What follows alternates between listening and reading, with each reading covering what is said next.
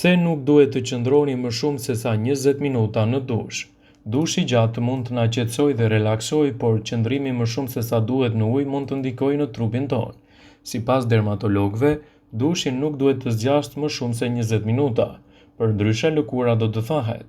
Përveç kësaj, vajrat natyral të prodhuar nga gjëndrat dhjemore mban lëkurën të hidratuar, kështu që bërja e një dushi të gjatë mund të heqë këto mburoja të dobishme.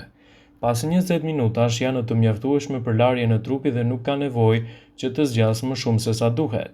Nga ana tjetër, për hidratimin dhe mbrojtjen e trupit, jo vetëm kohëzgjatja e dushit, por edhe frekuenca e tij luan një rol.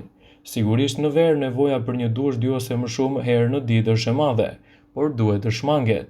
Përveç mbetjeve të djersës dhe mikroorganizmave të tjerë patogjen, dushi shumë i shpeshtë në të njëjtën kohë largon baktere të dobishme nga lëkura, të cilat na mbrojnë.